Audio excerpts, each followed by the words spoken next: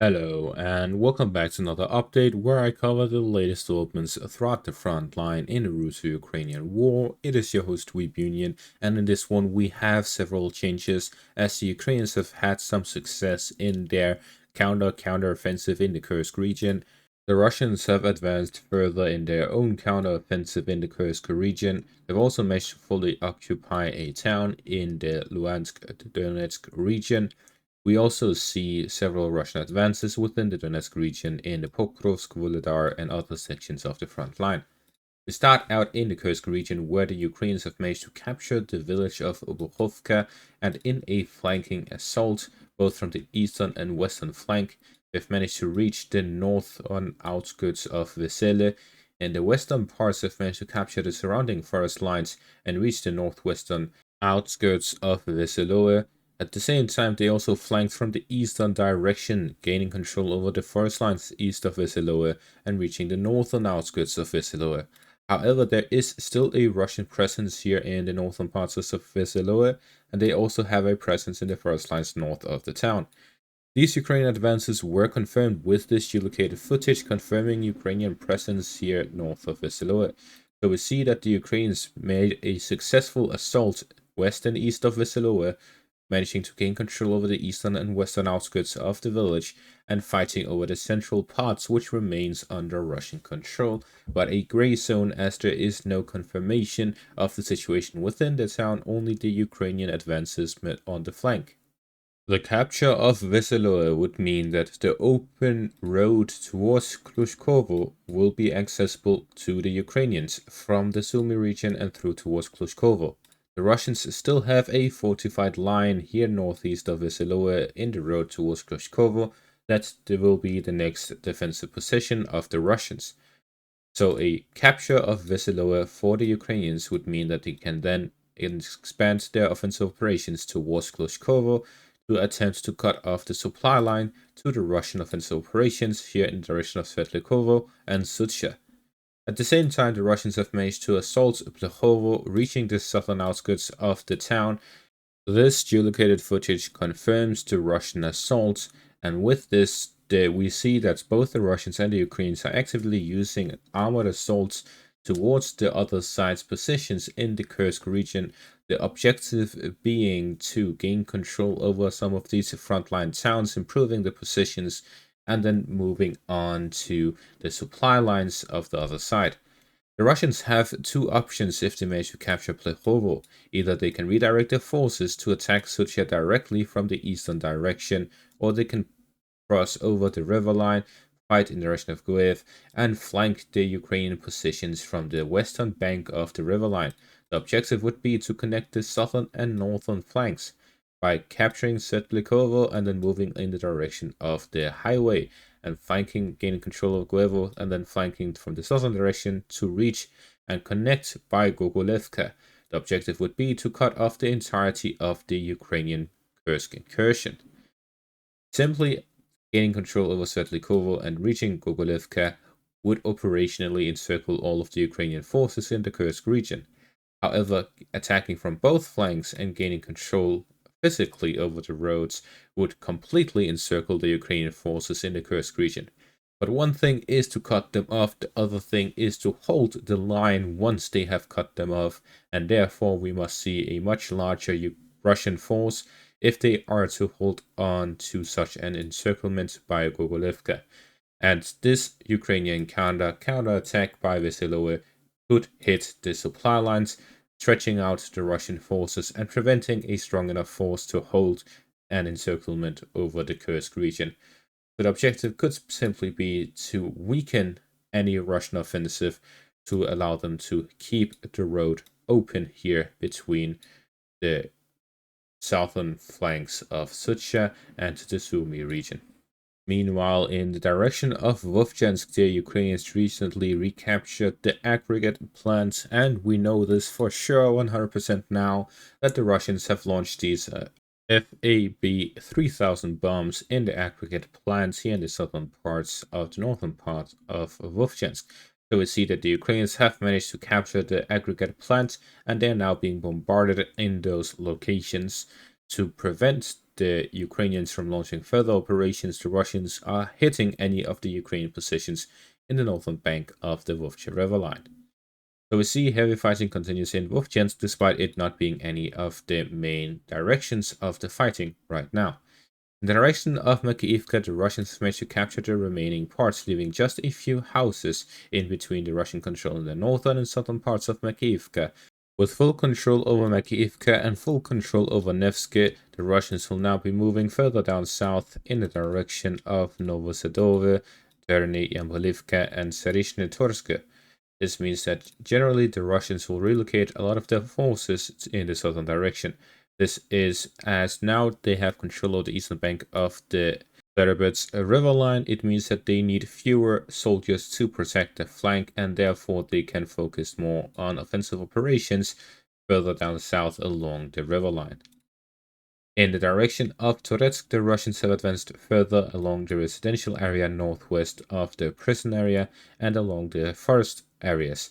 So we see continuous fighting along the forest patches where the Russians are now advancing on a day-to-day basis, allowing them to gain further control over the forest area to then push into the residential area in the southern micro-district and towards the industrial and high-rise apartment complex area in the central parts of Donetsk. In the Pokrovsk section of the front line, the Russians have advanced southwest of Novhorodivka, strengthening their positions along the west of Marinivka to then connect the roads between Novhorodivka and Selidove, which will allow for stronger pushes in the northern parts of Selidove and further offensive operations towards the highway of the E50 highway. Connecting Selidove to Pokrovsk, cutting off of this road, would mean no supplies directly between Pokrovsk and Selidove, but the Russians would also have to cut off the railways here west of Selidove to completely isolate the town. Talking about the Pokrovsk-Kurahove railways, the Russians have made full advantage of their positions here by the railways to storm Sukharine. This has allowed the Russians to storm Sukharine from the northwestern parts of the settlement and through the central parts along the railways to reach the central parts of the settlement. And in the eastern parts, they have both advanced from the road to the north of the town, as well as from the east of the town, from the fortified positions recently captured by the Russians.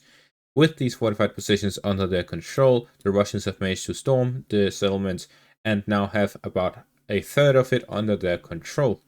The Russians will likely continue this push towards Kremen-Nebelka and towards the industrial zone east and west of Sukharine. This will allow the Russians to then push further down south, as expected, along the railways mainly, to cut off any of the Ukrainian forces here in the Kurahivka-Hirnik direction.